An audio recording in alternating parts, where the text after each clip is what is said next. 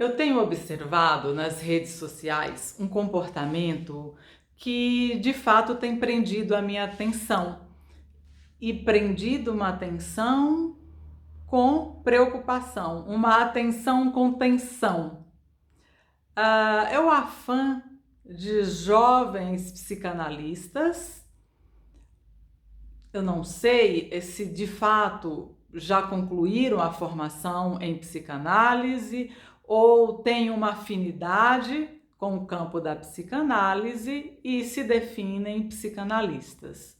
O fato é que essas pessoas estão muito empenhadas em mostrar que têm uma vasta experiência, quando na verdade estão entrando no campo psi, ou melhor, no campo da psicanálise. O que é preocupante é porque o psicanalista ele deve ter uma vida ética, deve conduzir a sua vida pautada em ética, tem que ter uma coerência entre o que ele diz e o que ele é. Isso por si já seria suficiente para a gente parar e refletir acerca desse comportamento. Por outro lado, esse afã evidencia, sim, uma necessidade, em alguns casos, não, acho que essas pessoas não percebem, mas mostra até um certo tom de desespero, sabe? De mostrar que, olha, eu sou muito procurado. Então falam de agenda aberta, como se essa agenda tivesse bloqueada porque não tinha mais horários. E agora tem, olha, pode vir que agora você não precisa pegar fila. Então são mensagens que ficam ali, que entram em conflito com a prática ou com o ser psicanalista. Por isso eu resolvi trazer para pensarmos juntos. O fato é que nesse afã de viver só de consultório, o viver de consultório é legítimo. E sim, por que não? Viver só de consultório, sem precisar conciliar com alguma outra atividade, às vezes bastante diferente do campo psicanalítico. É legítimo que almeje que esse momento chegue, né? No entanto, isso não pode ser feito de qualquer jeito. O tornar-se psicanalista, o formar-se em psicanálise, eu falo não formar aquela formatura com canudo, não é disso que eu estou falando. Constituir-se enquanto psicanalista é um processo, acima de tudo, de amadurecimento pessoal, teórico e prático. Então, diante desse afã de atender e fazer isso cada vez mais, sobra espaço para pensar nos critérios que devem ser considerados antes de tomar um paciente em análise?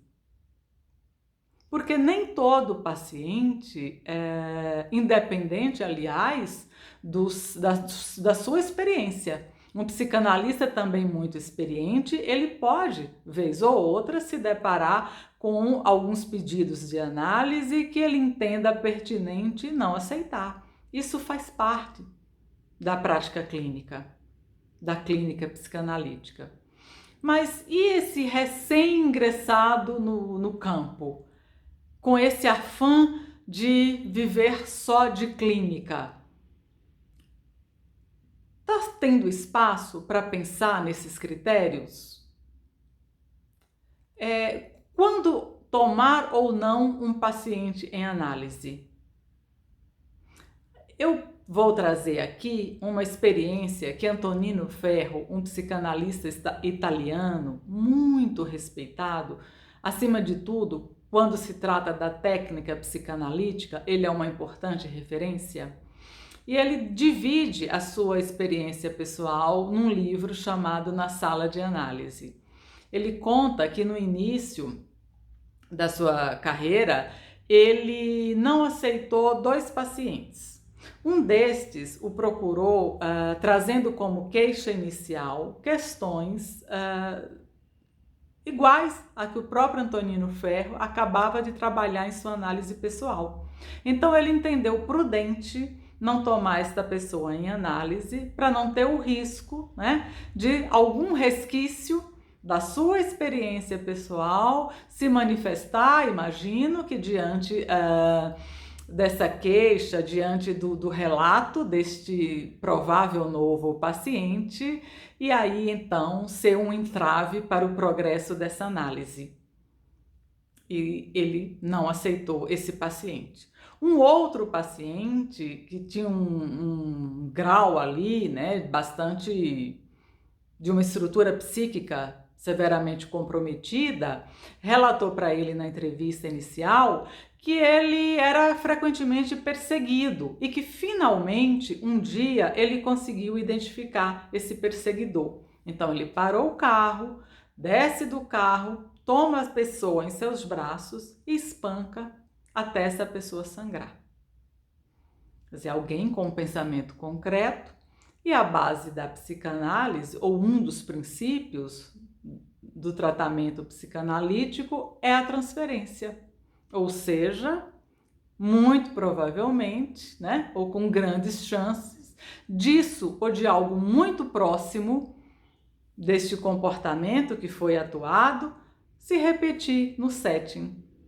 Ele não se sentiu preparado para aceitar um paciente com uma demanda dessa ordem, e ele também não aceitou.